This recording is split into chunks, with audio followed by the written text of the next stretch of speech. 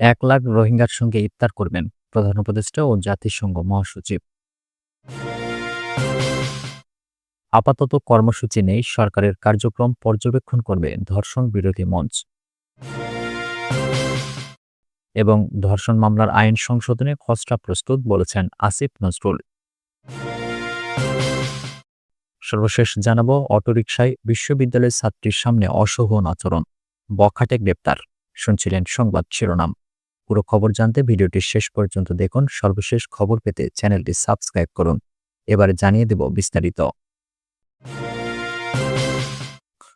১ লাখ রোহিঙ্গার সঙ্গে ইফতার করবেন প্রধান উপদেষ্টা ও জাতিসংঘ মহাসচিব। 4 দিনের সফরে আগামী বৃহস্পতিবার ঢাকায় আসছেন জাতিসংঘের মহাসচিব অ্যান্তোনিও গুতেরেস। এ সফরে তিনি কক্সবাজারের রোহিঙ্গা ক্যাম্প পরিদর্শন করবেন। সেখানে গুতেরেস অন্তর্বর্তী সরকারের প্রধান উপদেষ্টা অধ্যাপক মোহাম্মদ ইউনূসকে নিয়ে রোহিঙ্গাদের সঙ্গে এক ইফতার মাহফিলে যোগ দেবেন। বুধবার রাজধানীর ফরেন সার্ভিস একাডেমিতে আয়োজিত সংবাদ ব্রিফিংয়ে তথ্য জানান প্রধান উপদেষ্টার উপপ্রেস সচিব মোহাম্মদ আবুল কালাম আজাদ মজুমদার। এ সময় প্রধান উপদেষ্টার প্রেস সচিব শফিকুল আলম উপস্থিত ছিলেন। জাতিসংঘের মহাসচিবের 4 দিনব্যাপী সফরসূচি তুলে ধরে উপপ্রেস সচিব আজাদ মজুমদার বলেন, অ্যান্তোনিও গুতেরেস আগামী বৃহস্পতিবার বিকেল 5টায় ঢাকায় আসবেন। 16 মার্চ তিনি ফিরে যাবেন। ওই 4 দিনের মধ্যে মূলত শুক্র ও শনিবার তার মূল কর্মসূচি আছে।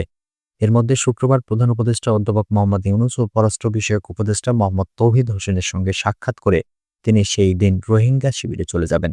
একই সঙ্গে কক্সবাজারে যাবেন প্রধান উপদেষ্টা। উপপ্রেস সচিব বলেন, কক্সবাজারে প্রধান উপদেষ্টার আলাদা কর্মসূচি আছে, আর জাতিসংঘের মহাসচিব কক্সবাজার থেকে সরাসরি রোহিঙ্গা শিবিরে চলে যাবেন। সেখানে তিনি বিভিন্ন অনুষ্ঠানে যোগ দেবেন, যেখানে তার কর্মসূচিগুলো শেষ হওয়ার পর তিনি রোহিঙ্গাদের সঙ্গে ইফতার করবেন। আর প্রধান উপদেষ্টা তার কক্সবাজারের পূর্ব নির্ধারিত কর্মসূচি শেষ করে ওই ইফতারে অংশ নেবেন। আপাতত কর্মসূচি নেই, সরকারের কার্যক্রম পর্যবেক্ষণ করবে ধর্ষণ বিরোধী মঞ্চ। ধর্ষণের বিচারে বিশেষ ট্রাইব্যুনাল গঠনের সরকারের কার্যক্রম পর্যবেক্ষণ করবে ধর্ষণ বিরোধী মঞ্চ। সংগঠনটি জানিয়েছে, আপাতত তাদের আর কোনো কর্মসূচি নেই। তারা পর্যবেক্ষণ করবে মাগুরায় ধর্ষণের শিকার শিশুর মামলার অগ্রগতি কিভাবে হচ্ছে, বিশেষ ট্রাইব্যুনাল গঠন নিয়ে তারা কিভাবে কাজ করছে। বুধবার বিকেলে সচিবালয়ে 5 দফা দাবি নিয়ে আইন উপদেষ্টাকে স্মারকলিপি দেন ধর্ষণ বিরোধী মঞ্চের 28 নেতা। আইন, বিচার ও সংসদ বিষয়ক উপদেষ্টা আসিফ নজরুলের সঙ্গে বৈঠকের পর ধর্ষণ বিরোধী মঞ্চের পক্ষে এক নেত্রী সাংবাদিকদের কথা জানান। বৈঠক শেষে মঞ্চের একজন নেত্রী বলেন, গত 9 মার্চ রাতে ঢাকা বিশ্ববিদ্যালয়ের 5টি নারী হল থেকে শিক্ষার্থীরা নেমে এসেছিলেন সারা দেশে চলমান নারীর প্রতি ধর্ষণ ও সহিংসতার প্রতিবাদ জানাতে। এর পরিপ্রেক্ষিতে সেখানে ধর্ষণ বিরোধী মঞ্চের ঘোষণা দেওয়া হয়। পরবর্তীতে আমরা একটি মশাল মিছিল করি এবং রাজু ভাস্কর্যের পাদদেশে দাঁড়িয়ে 5টি দাবি উত্থাপন করি।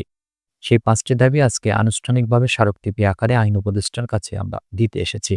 তিনি বলেন, আমরা মাগুরার শিশু ধর্ষণ মামলার বিচারের কাজ 1 মাসের মধ্যে শেষ করার দাবি জানিয়েছি। আমরা আমাদের পক্ষ থেকে আশা করছি এক্ষেত্রে সর্বোচ্চ শাস্তি মৃত্যুদণ্ড নিশ্চিত করা হবে, যাতে এটা সারা বাংলাদেশের মানুষের সামনে দৃষ্টান্ত হয়ে থাকে। ধর্ষণ মামলার আইন সংশোধনে খসড়া প্রস্তুত বলেছেন আসিফ নজরুল। ধর্ষণ মামলার আইন সংশোধনে খসড়া প্রস্তুত, 2-1 দিনের মধ্যে খসড়ার কাজ শেষ করা হবে। এরপর চূড়ান্ত অনুমোদনের জন্য উত্থাপন করা হবে। বুধবার সচিবালয়ের সাংবাদিকদের তথ্য জানান আইন উপদেষ্টা আসিফ নজরুল। সচিবালয়ে ধর্ষণ বিরোধী মঞ্চের নেতৃত্বের সঙ্গে বৈঠক করেন তিনি। মঞ্চের 25 জনের একটি প্রতিনিধি দল বৈঠকে উপস্থিত ছিলেন। এ বিষয়ে আসিফ নজরুল বলেন, নারী ও শিশু নির্যাতন দমন আইন সংশোধনে সরকারের পদক্ষেপের বিষয়ে ধর্ষণ বিরোধী মঞ্চের নেতৃত্বদের জানানো হয়েছে।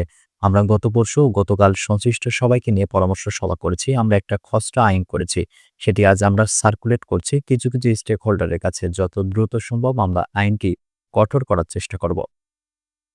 তিনি আরো বলেন, ধর্ষণের মামলার বিচার যাতে শুধু দ্রুত না, বিচারটা যাতে নিশ্চিত হয় এবং যথাযথ হয়, আমি এগুলো তাদের বলেছি। বৈঠক শেষে ধর্ষণ বিরোধী মঞ্চের প্রতিনিধিরা বলেন, আমরা মনে করি 5টি দাবি যথাযথভাবে বাস্তবায়ন করলে ধর্ষণের ঘটনা কমে আসবে। মাগুরার ঘটনার বিচার প্রক্রিয়া পর্যবেক্ষণে রাখা হবে। অটোরিকশায় বিশ্ববিদ্যালয়ের ছাত্রীর সামনে অশোভন আচরণ, বখাটে গ্রেপ্তার।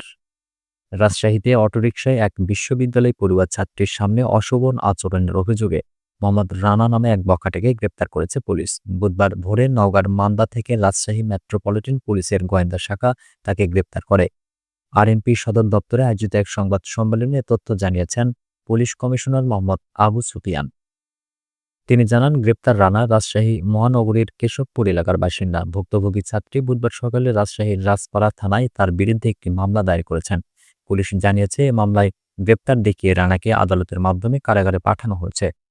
এর আগে মঙ্গলবার বিকেলে রাজশাহীর একটি বেসরকারি বিশ্ববিদ্যালয়ের আইন ও মানবাধিকার বিভাগের ওই ছাত্রী অটোরিকশায় উঠেছিলেন।